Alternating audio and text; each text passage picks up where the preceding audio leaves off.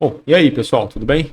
Vamos lá para mais um vídeo do nosso curso de Python. Hoje a gente vai falar de listas, tuplas, dicionários e algumas coisas que a gente consegue fazer com eles bem legal. Vamos criar aqui, como sempre, a nossa pasta. Agora vai ser aula 6. Vamos colocar lá aula underline 6, o mesmo padrão de sempre. Aqui dentro vamos criar o app.py. Perfeito. Deixa eu minimizar essa daqui. Perfeito. Então, primeiro, o que é uma lista, né? Lá na aula 1 ou 2, se eu não me engano, a gente falou um pouquinho sobre tipos. E aí eu mostrei ali brevemente lista, tupla, set, dicionário, etc. Mas vamos falar um pouquinho mais sobre elas agora. Lista é uma sequência de dados que você queira guardar, né, na memória do computador. Então, vamos dizer que você tem alguma sequência que seja importante, não necessariamente uma sequência, né, mas alguns itens que sejam importantes, e você não quer guardar eles em variáveis separadas. Então, você pode criar uma lista e guardar todos dentro da mesma variável, basicamente. Então, vamos chamar aqui de números. A gente vai ter uma lista de números. Então, nesse caso, a lista a gente tem que abrir com brackets, né, que é esse colchetezinho. E aqui o Codium já está me citando, já está me dando uma opção ali de uma lista de 1 a 10. Eu quero fazer isso, mas aqui no meio eu quero fazer algo diferente. Eu quero inverter aqui, por exemplo, vamos criar uma lista que é fora de ordem, né? Então vou botar o 4 para cá, o 5 para cá. Aqui eu vou botar o 10. Aqui eu vou botar o 7, beleza. Só para tirar ela um pouco de ordem ali, porque a lista ela não precisa ser ordenada necessariamente, mas ela pode se você quiser. Assim como se eu quisesse aqui no meio, eu poderia botar um dado de tipo diferente. Então, por exemplo, 20.2. Tá vendo? O interpretador ali não reclama, né? A IDE não reclama, né? Ou eu poderia colocar aqui uma string, né? Um texto qualquer, então a IDE não reclama, né? Então quer dizer, isso aqui no Python ele é aceito. Apesar de não ser muito padrão, assim, muito legal, mas é aceito, ele aceita fazer. Se você for para outras linguagens de baixo nível, você não vai conseguir fazer isso. Então você tem uma lista, ela tem um determinado tipo aqui. Por exemplo, em C, né? Se você quiser ter alguma estrutura que guarde em tipos diferentes, você vai ter que criar uma struct, ou enfim. Mas é só para vocês saberem de exemplo. E a lista ela também tem algumas coisas que a gente pode fazer. Então, por exemplo, vamos só printar isso aqui para vocês verem como é que tá primeiro, né? Então vamos dar um print números. Né? Aí vamos aqui executar. Então eu estou na pasta da aula 5, como pode ser visto aqui. Eu vou dar um cd ponto para voltar uma pasta para trás. E agora eu estou na pasta principal, então eu vou dar um cd aula 6, né, que é a que a gente está fazendo agora. Beleza, então aqui eu posso dar um python app.py e ele vai mostrar minha lista, tá vendo? Então tá idêntica ao que a gente tinha ali. Uma das primeiras coisas que a gente tem que entender de listas é que eu posso chegar aqui e exibir somente um número ou um pedaço dela. Eu posso quebrar essa lista em listinhas menores, se eu quiser, por exemplo, né? Então deixa eu comentar esse código aqui para ficar como exemplo. E vamos fazer aqui acessar um índice dessa lista, né? Então como é que a gente sabe como pegar cada um desses caracteres que tem aqui dentro, né?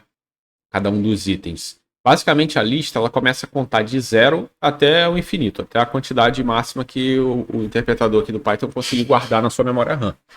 Então nesse caso aqui, a gente vai começar, então esse número 1, apesar de ele ser o número 1, ele está na posição 0 da lista.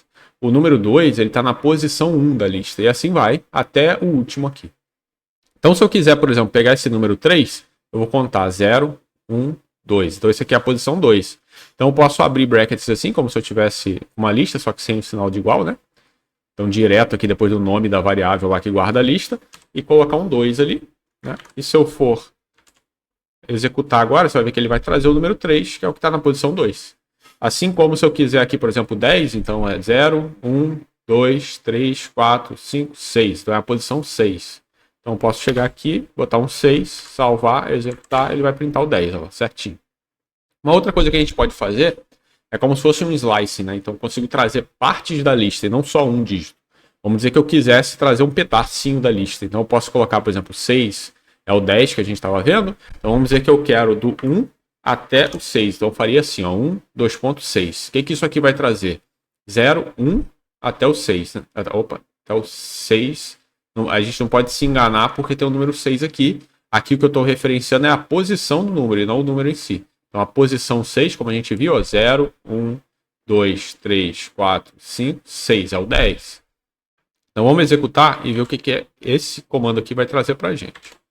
Então, olha lá. Então ele veio o número 2, 3, 5, 4 e 6. Por quê? Porque esse 6 do final ele não é inclusivo, né? Então ele vai vir o 1, que é esse aqui, né? Então 0, 1, 2, 3, 4, 5. E o 6 ele não inclui. Apesar dele estar aqui, ele vai até o 6, mas não inclui o 6. Então se eu quiser retornar também o 10, eu teria que colocar do 1 até 7. Então ele iria até aqui, né? Mas ele não incluiria o 8, ele incluiria até o 10. É mais ou menos essa a analogia que a gente consegue ali. Então tá lá, ó. Assim como se eu quiser, por exemplo, pegar essa lista ao contrário, eu também consigo. Então vamos dizer que eu quero o 7. Eu não preciso contar todas as posições para chegar até o 7. Eu sei que o 7 é o último. Então eu posso fazer aqui, ao invés de eu colocar um número cheio, por exemplo, assim, 3, eu pegaria o 5, né, porque ele está na posição 3. Eu posso fazer ao contrário. Como é que eu faço ao contrário? Eu conto de trás para frente e coloco um menos na frente dele, porque é negativo, né? Eu estou contando de trás para frente. Então se eu quiser o 7, eu posso colocar aqui menos 1. Então o menos 1 ali, ó, ele vai retornar o 7. Se eu quiser o 9, ele muda um pouquinho a lógica, porque quando você conta daqui para lá, você começa a contar do 0, né? Então aqui seria o 0 e não o 1. Só que quando você conta de trás para frente, esse primeiro número aqui é 1. Então por isso que é menos 1 e não menos 0. Então se eu quiser o 9, é menos 2. Então eu consigo colocar aqui, ó, menos 2 e tá lá. Beleza, pessoal? Então aqui a gente consegue acessar todo mundo dessa forma. Se eu quiser também fazer um range aqui, eu também consigo. Então eu posso colocar aqui, por exemplo, do menos 2 até, sei lá, o menos 6, né? E aí eu consigo printar aqui. Opa, ele está dando um erro. Deixa eu ver por quê. Olha lá. Então aqui eu também consigo, ele vai fazer do 8, 10, 6 e 4, né? Então ele vai pegar aqui do menos 2, menos 3, menos 4, menos 5, menos 6, tá vendo? Então ele muda um pouquinho a forma com que você escreve. Aqui eu inverti os números sem querer. Ele muda um pouquinho a forma com que você escreve, mas ele funciona da mesma maneira. Vamos voltar aqui, por exemplo, o primeiro, que ele é melhor, é mais usado, né? Comumente você costuma pegar números do final e tal. Vamos deixar ele comentado aqui como exemplo. Uma outra coisa que a gente pode fazer com listas é adicionar itens, né? Então, vamos dizer que a gente tem essa lista aqui, mas em um determinado momento lá do programa, da execução dele, eu preciso adicionar mais um item aqui. Como é que eu faria? Então, na lista, se eu colocar aqui números ponto, provavelmente o meu editor já vai autocompletar. Ó. Eu tenho alguns métodos que eu posso usar com a lista para fazer algumas funções, né? Então, por exemplo, se eu quiser adicionar um item ali na lista, então lá no finalzinho, lá depois do 7, eu quiser adicionar mais um número, eu posso usando esse append, por exemplo. Ele vai appendar, né? Então ele vai chegar lá no final e vai colocar mais alguma coisa. Então eu boto append, entre parênteses eu coloco o número que eu quero. Aqui ele já estava dando sugestão de 11, não tem problema. Para a gente ver se isso funcionou, vamos printar a lista. Então você vê que eu não recriei a lista, eu simplesmente peguei ela e executei um append nela. Então ele tá colocando esse 11 aqui onde não tinha. Então se eu printar essa lista agora, você vai ver que agora ela tem um 11 lá no final. Outra coisa que eu consigo fazer com listas também, deixa eu comentar só isso aqui, deixa o 11 lá. Por exemplo, vamos pegar mais um método ali. Né? Eu consigo também fazer um sort. O que é o sort? Ele vai ordenar essa lista. Então você vê que propositalmente a gente criou essa lista fora de ordem, né? Ela está toda bagunçada. Então eu posso executar aqui um sort e depois mandar um print. E ele vai fazer o quê? Ele vai ordenar essa lista. Opa, eu comentei o print, peraí. Então vamos lá. Olha lá, ele ordenou essa lista para a gente, sem eu ter que ir lá manualmente fazer um for, interar sobre essa lista. Já tem um método pronto que vai colocar lá na ordem para mim. Tá? Aqui eu também tenho, se eu parar o mouse em cima, vocês vão ver que toda a função dessa, eu tenho uma leve explicação do que é. Essa daqui é muito simples, então ela está dizendo que aceita um inteiro, né? Um objeto ali do tipo inteiro. Né? Aqui, como ele está dizendo inteiro, mas aqui é um objeto, então ele não necessariamente precisa ser o inteiro, pode ser uma string, pode ser outros formatos ali, outros tipos. No caso do sort aqui, ó, ele está dizendo que ele tem uma key lá, que é none por padrão, e tem um reverse aqui, que ele é false por padrão. Vamos tentar setar esse reverse aqui e ver o que ele faz, né? Vamos botar reverse. Ele era false, se eu não me engano, né? É false por padrão, então vamos botar true. E vamos executar. Olha lá, ele ordenou, só que ao contrário. Né? Do maior para o menor. Então você consegue tanto ordenar do menor para o maior, quanto do maior para o menor, só mudando um parâmetro aqui que você está inserindo. Vamos comentar isso aqui agora. deixar tudo comentado. A gente vai para um outro tipo de dado, que é a tupla, né? Então a lista ela é mutável, como a gente pode ver, né? Se você quiser mudar ela, então se você quiser, tem alguns outros comandos ali que é bom você explorar quando você estiver fazendo esse teste aqui na sua máquina, né? Então explora ali, coloca o pontinho ali, o VS Code vai autocompletar e vai testando cada um deles e vendo o que, que eles fazem, porque isso aí vai ser útil para você no futuro saber todo o potencial que você tem com listas, né?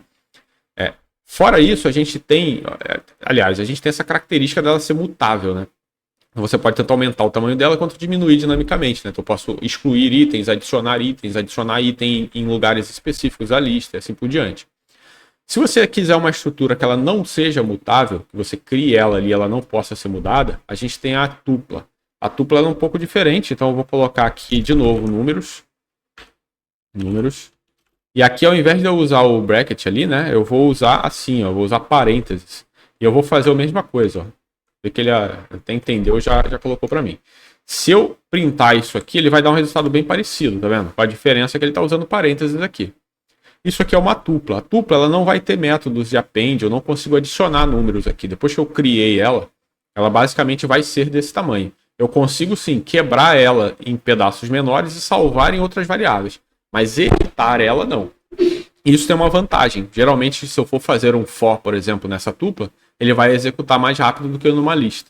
Quando são coisas pequenas assim, né? Então eu tenho essa lista de itens aqui dentro da tupla, que é bem pequena, né? São só alguns itens. É igual aqui na lista, né? Aqui tanto faz a performance, porque vai ser tão rápido que a diferença de tempo entre um e outro não vai fazer diferença real para você. Mas se você tiver listas de itens muito grandes, elas puderem ser tupla, provavelmente você vai enxergar ali na execução do programa uma diferença de performance. Mas você tem que ter em mente que você não vai modificar ela com o tempo. Se eu colocar aqui números agora e der um ponto, você vai ver que ele vai autocompletar basicamente com o index, que vai trazer qual que é a posição. Lembra da posição que a gente usava aqui na lista? Então, se eu colocar um número, ele vai ver se dentro dessa tupla tem esse número e vai trazer qual é a posição dele dentro da tupla para mim. Então, esse index funciona dessa forma. Então, se eu colocar aqui, por exemplo, o index 5, ele vai trazer que está nessa posição. Aqui a gente conta igual na lista. Então, é 0, 1, 2, 3. Então, quando esse print aqui executar, eu não tinha feito um print, né? Deixa eu fazer aqui. Ele tem que trazer para mim que a posição ali é a 3, né? Então, vamos ver se vai dar certo. Deixa eu comentar esse print de cima para não confundir a gente. E vamos executar. Ah lá, ele trouxe que é a posição 3. Então, esse index ele serve para você achar um item dentro da lista, dentro da tupla ou da lista, e saber em que posição ele está lá dentro. Tá? Fora isso, a gente, deixa eu comentar de novo, eu vou mais um print aqui, a gente tem uma outra função. Você vê que a tupla é bem reduzida no quesito funções, porque ela realmente é feita para ser mais performática, ela tem um propósito diferente. Então também tem um count, porque aqui o que ele vai fazer esse count? Ele vai trazer para a gente a quantidade de vezes que um determinado item se repete dentro da lista. Então nesse caso aqui a gente não tem repetições, então se eu colocar qualquer um desses itens, vamos manter os 5 que a gente tinha ali na de cima, né? Opa, 5. Você vai ver que ele vai trazer ali 1, porque esse 5 só existe uma vez. Agora vamos imaginar que eu tivesse 2 5, né? Aqui no final eu tenho, porque na tupla não tem problema eu repetir elementos. Né? Ela não tem problema. No set, né? No tipo de dado set, né? É que eu não conseguiria repetir elementos, porque ele não permite. Mas aqui eu posso ter elementos repetidos, assim como na lista eu também posso ter elementos repetidos. Então se eu executar isso aqui agora, você vai ver que ele vai dizer que tem 2 números 5 lá dentro. Né? E assim por diante. Então você vê que é bem resumido ali a quantidade de métodos que eu tenho com a tupla, porque ela realmente tem uma estrutura um pouco diferente, ela é feita de forma diferente da lista. Um outro tipo de dado aqui que eu posso ter, uma estrutura, né, na verdade, não é um tipo simples, né, esses tipos aqui eles não são tipos simples, né, eles são estruturas. Então seria o dicionário. Então vamos colocar aqui de novo números. E aí vamos criar um dicionário agora. Aqui ele está me sugerindo um set, tá vendo? O dicionário ele é bem parecido com o set, que é o que está sendo sugerido aqui. Só que a diferença é que o dicionário, ou dict, né, que é como é chamado no Python, ele tem chave-valor. Então eu não tenho mais essa estrutura como se fosse na lista, em que o índice é numérico e ele começa a contar de 0. No dicionário, o index, que seria a chave, eu posso nomear ele. Então eu posso usar igual numa lista, colocar 0, 1, 2, 3, assim por diante, sequencial, ou posso escolher um nome qualquer. Então, nesse caso aqui, ó, vamos criar um dicionário e eu vou colocar aqui o primeiro índice aqui, ó, Ah lá, assim mesmo. É 1, é 2 e 3 e tal. Então, isso aqui é o quê? Aqui é a key, que se chama, né? Que é a chave, né? Então, seria o índice, se a gente estivesse falando de uma lista. E isso aqui é o value, né? Que é o valor dessa key, né? Então, é o valor que essa key está guardando. E assim por diante. Então, eu também posso ter N coisas aqui, posso repetir. Eu só não posso repetir aqui, senão ele sobrescreve uma com a outra. Mas os valores aqui eu posso repetir, não tem problema. Então, aqui no dicionário, a gente... Bom, vamos tentar printar esse dicionário primeiro para vocês verem como que isso aqui vai ser representado ali no terminal. Tá vendo? A gente tem ele exatamente igual estava aqui. A única diferença é que o Python vai mudar ele para aspas simples ali. E tanto faz se eu quiser criar ele um com aspas simples, o outro com aspas duplas. O Python não vai reclamar. Ele simplesmente vai aceitar. Então, no dicionário, eu também posso fazer, por exemplo, dar um ponto aqui. Ele também tem vários métodos, né? Então, por exemplo, vamos dizer que eu tenho um dicionário conhecido lá, então é uma estrutura ali que eu guardo alguns dados do meu programa, e eu quero saber só quais são as keys desse dicionário. Eu não quero todo ele, eu não quero printar igual está mostrando ali no terminal para gente, ele inteiro. Eu quero só as keys. Então, eu posso dar aqui um ponto keys, abre e fecha parênteses, e se eu executar isso aqui, olha lá, você vai ver que ele vai, dict keys, ele vai 1, 2, 3, escrito, né, por extenso, que são as keys que eu tenho aqui. Assim como, se eu quiser fazer ao contrário, vamos dizer que eu queira os values, né? Eu consigo colocar ali, ó, values. Quando eu printar isso, deixa eu só comentar o de cima, para ele não dar erro para a gente e salvar o arquivo. E, olha lá, ele trouxe só os values e não as keys mais. Então, o que acontece? Eu consigo manipular de várias formas esse dicionário. Ele é algo muito útil, a gente usa muito durante o desenvolvimento de um programa. E ele tem, assim como a lista, tem vários métodos que você pode usar dentro dele. Então vamos tentar mais um aqui. Então a gente pode dar números, entrar nele e eu consigo ver aqui, por exemplo, o get. Eu tenho um método get que eu consigo pegar um item de dentro do dicionário. Então, por exemplo, se eu quiser, eu vi ali que a gente tem uma key chamada 1. Se eu quiser saber qual é o valor dessa key, sem ter que imprimir todos os valores desse dicionário, eu consigo dar um get, entre aspas, o nome da key, que no caso é 1. E aqui também não faz diferença se você colocar aspas simples ou aspas dupla. Você vê que aqui ela tá feita com aspas simples, e aqui eu estou colocando aspas duplas, mas o Python vai achar da mesma maneira. Opa, eu esqueci de printar isso, né? Aí fica difícil. Então vamos... Então ele vai da mesma maneira achar essa key 1 e trazer o valor para a gente, que é 1 nesse caso. Certo? Uma outra maneira de eu fazer isso aqui que eu acabei de fazer seria dessa forma aqui, ó. Ao invés de eu usar o método get, eu poderia simplesmente acessar diretamente essa key lá dentro. Então, lembra do bracket lá da lista? Onde eu colocaria um número? Aqui eu também consigo fazer isso. E ao invés de eu colocar o índice, porque ele não tem os índices aqui igual a lista, eu colocaria aqui. Então, eu consigo fazer isso aqui. Tinha um parênteses a mais, espera aí. Então, eu consigo fazer isso aqui. Se eu executar, você vai ver que ele vai dar certo. Qual que é o problema disso aqui? Se eu tenho um ticket que ele é conhecido, então eu sei quais são as keys dele, eu tenho certeza que essa key vai estar lá. Esse método aqui, ele seria teoricamente mais rápido de eu acessar essa key. Né? Se eu estiver fazendo N execuções ao mesmo tempo, muitas mesmo, esse método aqui ele seria um pouquinho mais performático, mas é coisa muito pouca, de eu acessar os itens desse dicionário. O problema dele é se eu tentar colocar uma key aqui que ela não existe dentro do dicionário, ele vai me retornar um erro. Então, por exemplo, eu não tenho aqui, sei lá, 100. Opa, 100. Então vamos tentar aqui 100. Se eu tentar executar isso aqui, ó, o Python vai retornar uma exceção dizendo aqui erro, né? Que ele não tem essa key ali. Enquanto que com o get, quando eu tenho um dicionário que ele é incerto, ele vem de uma outra parte do programa que eu não controlo, então eu não sei o que pode vir ali, ou em alguns momentos eu posso ter aqui que eu quero, mas em outros não, pode ser que ela não esteja presente, o recomendado seria usar o get. E aí o get eu consigo fazer assim, ó. Eu consigo dizer, o get, se eu parar o mouse aqui, ele vai dizer que eu consigo colocar uma key, né, que é o que eu quero buscar lá dentro e trazer o valor. Eu consigo colocar um valor default, caso ele não ache essa key. Então eu posso colocar aqui o mesmo 100, e colocar aqui, ó, se ele não achar, ele vai retornar esse valor aqui, chave não encontrada.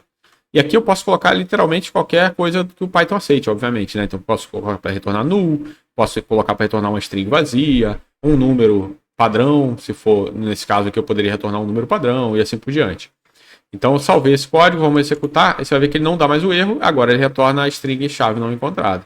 Se eu colocasse aqui, por exemplo, uma string vazia, né? Então, quer dizer, ele não encontrou, ele retorna vazio. Seria um comportamento mais ou menos ok. Olha lá, ele retorna um espaço em branco aqui, porque não tem nada, né? Então, basicamente, essa é uma forma mais segura de você acessar os itens do dicionário quando você não tem certeza do que tem dentro dele, né? Se algo pode ter mudado nele ou não. Se você tem certeza, você que criou o dicionário, você tem certeza do que tem, usa a forma padrão, que eu esqueci de deixar aqui, ó. A gente acabou não comentando, mas eu vou colocar novamente. Usa essa forma aqui mais simples, que é com os colchetezinhos ali. E você consegue acessar ele, né? Deixa eu só testar ali para ver se ela ainda funciona. Se eu não esqueci nada. Tá certo, mas vamos lá. Ó. Então, se você tem certeza da estrutura do dicionário, você pode usar dessa forma aqui. Se você não tem, ele vem de uma parte do programa que você não controla, ou ele pode mudar a estrutura dependendo de alguma variável ali dentro do programa, você usa o get para isso funcionar melhor e você não ter erros. Uma outra coisa que a gente pode fazer com o dicionário, deixa eu comentar isso aqui, é, por exemplo, apagar um item, né? Vamos dizer que eu quero apagar um item. A gente tem duas formas para isso. Então, vamos dizer que eu quero esse 2 aqui, eu não quero mais ele. Então, primeiro vamos printar isso aqui, só para a gente ter aqui o números. Opa, números. Vamos só ter certeza que o nosso dicionário ainda tem a mesma estrutura. Tem, nada foi modificado nele. Agora vamos colocar aqui em cima que eu quero deletar o 2. Então eu posso digitar del números. E aqui dentro dos colchetes, que aí aqui eu não tenho o get, né? Porque eu não estou pegando dados dele, eu estou querendo deletar um aqui. Então eu posso copiar o 2 daqui, colocar aqui. Opa, fiz besteira, vamos digitar mesmo, que é mais fácil.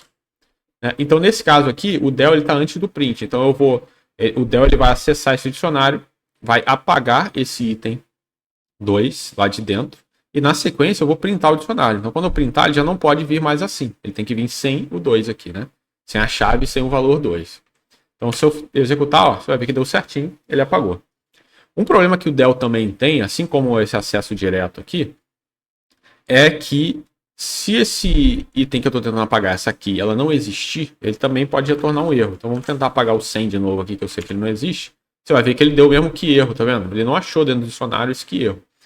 Para que eu não tenha esse problema, seria um análogo ao get, né? Quando eu estou pegando informação, eu tenho uma outra forma de fazer isso. Deixa eu só voltar aqui para um exemplo que funciona e comentar essa linha. Então eu tenho uma outra forma de fazer isso, que é o pop. Então eu tenho o número ponto pop. Opa, pop 2. Então dessa forma, o que ele vai fazer? Ele vai extrair lá de dentro esse 2 e vai ter o mesmo efeito prático do del. Então se eu executar, ó, você vê que ele executou da mesma maneira. E assim como o get, ele também aceita 2 itens, né? Se eu não me engano. Vamos ter certeza aqui. Então vamos tentar colocar aqui o 100. Ali ele não diz nada, mas ele aceita. Aqui ele não diz, tá vendo? Tá só aqui, mas eu sei que ele aceita. Então vamos executar. Você vai ver que ele vai dar o mesmo erro. Por quê? Porque eu não indiquei um valor padrão. Então ele não achou, ele não tinha um valor padrão para colocar no lugar. Então ele deu erro. Mas se eu passar aqui um segundo valor, então eu posso passar vazio, igual da outra vez. Você vai ver que ele não dá mais erro. Só que ele também não apagou nada, porque ele não achou o 100 lá dentro. Se eu passar aqui, por exemplo, não encontrado, você vai ver que ele não vai printar nada, porque eu não estou dando print ali. Mas se eu envolver ele num print, você vai ver que ele vai retornar o valor. Porque o pop, ele basicamente retira esse valor de dentro do dicionário e traz ele para quem está chamando. Então eu poderia, por exemplo, tirar o 2, no caso daqui de dentro, e montar um outro dicionário só com 2. Então só com esse pedaço do dicionário, né? Mas vamos ver aqui, ó. Você vai ver que ó, ele vai dizer não encontrado, porque agora eu printei o resultado, então ele está retornando para mim isso aqui, né? E na sequência ele printou a lista sem nada, sem tirar nada de dentro. Se eu fizer o exemplo anterior, então eu colocar aqui ó, 2 e tentar executar novamente, você vai ver que ele vai retornar o value desse 2, então ele fez como se fosse um get, só que a diferença é que além dele fazer o get, ele retirou essa chave do dicionário. Então se você for ver na sequência, ele não tem mais o 2, ele extraiu o 2 aqui para mim, tirou a chave lá de dentro, apagou tudo e recriou o dicionário sem o 2. Então quer dizer, ele faz a mesma função do delete, porque se você não quiser esse 2, você pode simplesmente não usar ele para nada. Então você faria assim, por exemplo. Né? Então quer dizer, eu estou extraindo o 2 de lá e não estou usando ele para nada. Ele não está sendo associado, não está sendo printado, não está sendo associado a outra variável, não está fazendo nada com ele. Então, nesse caso aqui, ele teria a mesma função do del, só que sem o problema de, se ele não encontrar a chave, ele retornaria um erro, ele retornaria uma exceção. Então, eu coloco um valor padrão aqui para quando ele retornar e pronto, deu tudo certo. Então, o que a gente tinha para hoje é isso, pessoal. A gente falou sobre um pouquinho mais sobre listas, tuplas e dicionários. Espero que você tenha gostado. Se você gostou, já deixa seu like aí, deixa um comentário sobre o que você está achando das aulas. Pode ser positivo, pode ser negativo, fala a verdade aí, eu quero ouvir. E não esqueça além de comentar, também compartilhar com os amigos que estejam aprendendo programação. Se tiver em algum curso, compartilha lá a playlist para que eles aprendam junto com você e consigam me motivar aqui a continuar fazendo esse curso e no futuro talvez até lançar cursos mais avançados, né? Para a gente fechar em definitivo aqui, vamos só dar um git add, como sempre, né? É importante você praticar também a parte de Git. Se você for muito iniciante e estiver aprendendo esse curso aqui agora, não programa em outras linguagens, quando você entrar no mercado de trabalho, 99% de chance da empresa em que você vai entrar, ela vai usar Git. Então é importante você saber pelo menos os comandos básicos do Git, que é saber adicionar e comitar ali as mudanças que você está fazendo. Então eu tenho um git add para adicionar ali o arquivo novo e as mudanças que eu estava fazendo. Agora eu vou dar um git commit. E aqui eu vou colocar aula 6. E aí eu vou chamar de list. Opa, list. E vou colocar aqui para separar a barra dupla e dict. Certo? Vamos dar um git push, que é para subir isso aqui para o GitHub e ficar disponível para que você possa acessar. Então é isso. Até a próxima, pessoal.